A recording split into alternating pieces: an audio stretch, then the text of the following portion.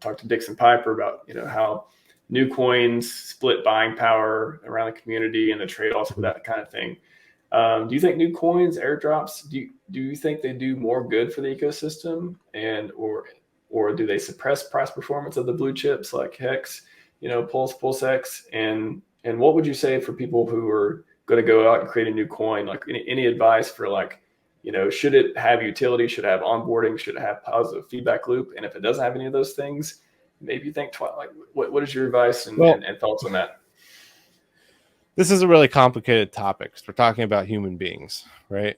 The reality is there's a whole class of people who scour the crypto universe looking for new things to just get into, ride a pump and get out, right? And those may not necessarily be the people you want in Hex, but those are people that is exposure regardless. And maybe some stick around and maybe don't. Maybe some tell their friends and family, and then their friends and family stick around. Who knows? Who knows how that happens?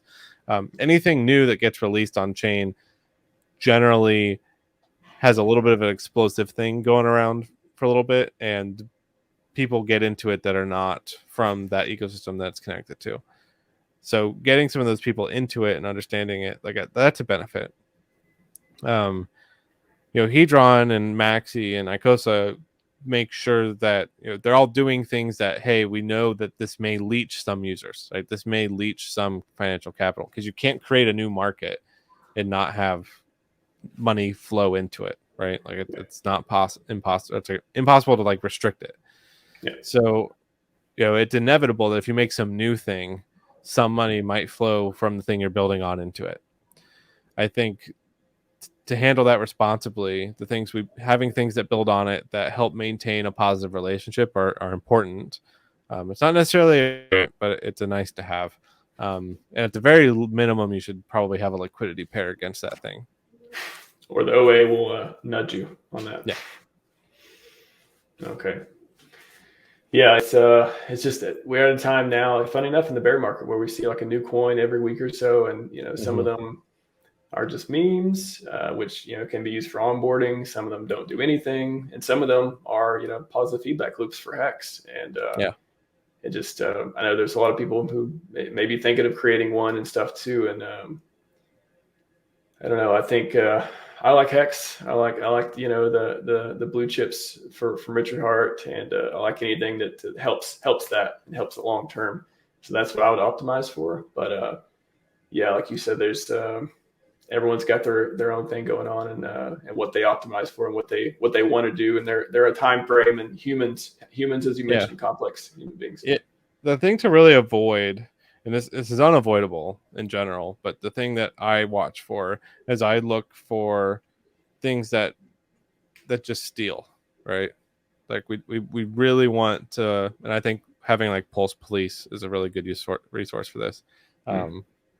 There will be things that come out in the ecosystem, either targeting people that are in Hex or in Pulse, or things that say they're going to build on PulseChain or whatever, and they're going to run sacrifices.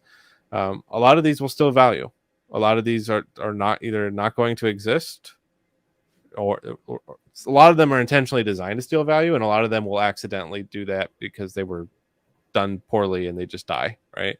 Like if someone comes out with a new meme coin and it turns out it has an infinite inflation bug and people put millions of dollars in it and then it goes to zero, somebody stole the value.